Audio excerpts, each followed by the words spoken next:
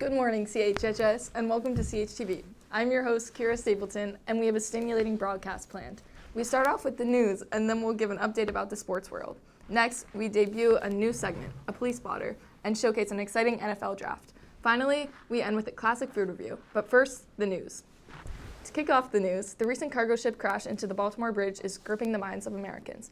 Baltimore's collapsed Francis Scott Key Bridge has blocked the vital port's main shipping channel since its destruction about a week ago. Our CHTV crew sends our best wishes to the loved ones of the people who passed away. On a lighter note, the Tropicana, Las Vegas's third oldest hotel casino, closed just 2 days ago on April 2nd, citing ties to the mafia and celebrities. Opened in 1957, it was operated by Frank Costello, a mob associate. The resort, known as the Tiffany of the Strip, was most expensive in the 1970s and was frequently visited by celebrities. Now it is turning into an MLB stadium that will host Oakland Athletics. And lastly, for news, we'd like to touch on the events currently happening in Cuba.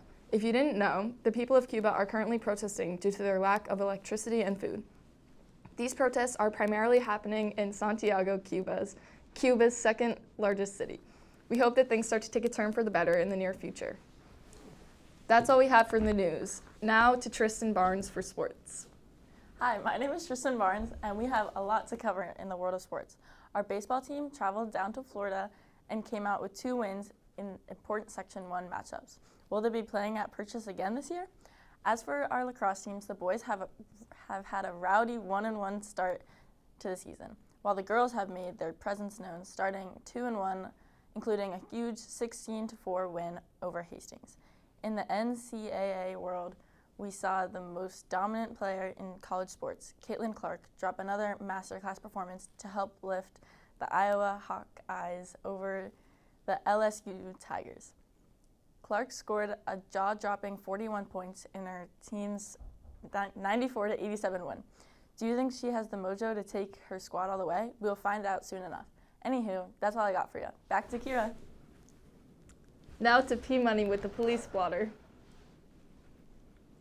Welcome, boys and girls, back to the Florida Crime Wire, bringing you the Sunshine State's most recent incidents that deserve to be told. Let's kick it off with a hot one, with reports of a Florida man pleading guilty to trafficking thousands of turtles to both Hong Kong and Germany. Next, we bring you the story of a Florida man who was arrested after he made a bomb threat against himself. Moving on to a Florida man who was arrested after driving his car into the ocean. He told the authorities, quote, "Not my fault the truck don't surf." Wise words, I'd say. Lastly, keeping in the theme of Easter, a Florida man allegedly chucked a chocolate egg at a Circle K employee before hopping over the counter to attack him. That's all we have to bring you at the moment. Stay safe out there, folks.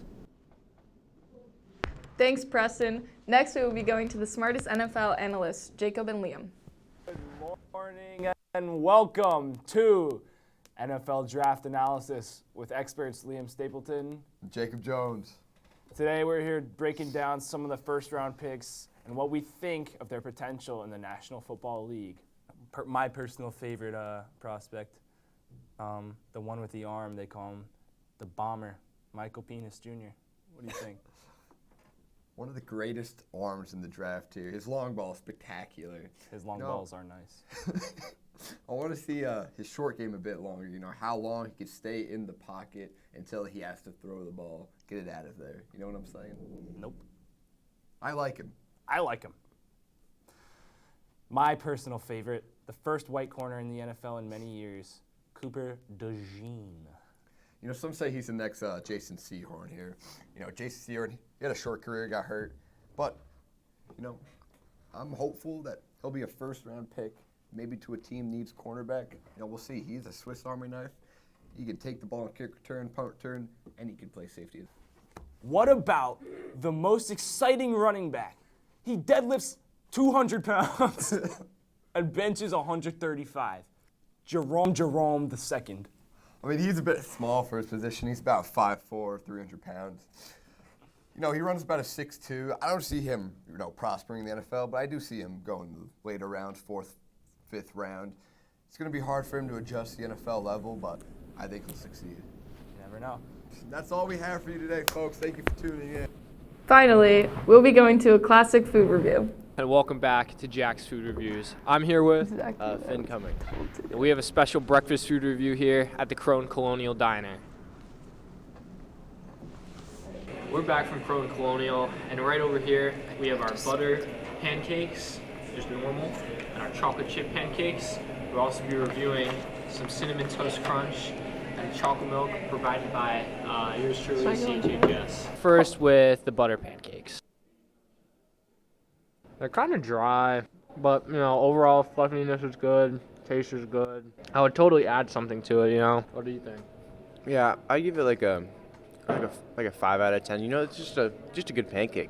Yeah, it's a good solid pancake. Am I going for it every morning? Probably not, but I was satisfied with the taste. I would eat it. Let's say 6.3 out of 10. All right, we'll try the chocolate chips. Much better pancake.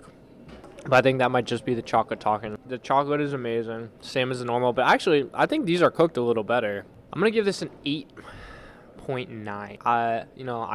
I'm really in love with chocolate chip. Give this like an 8.3. I like the chocolate. And it would taste even better with some butter and syrup. All right, now I'm gonna try what the school is providing us for breakfast to see how it compares to the diner. Say it again. Okay. This is cinnamon toast crunch without milk. They're all right. Put some milk in it. It's probably pretty good. Crunchy, cinnamony.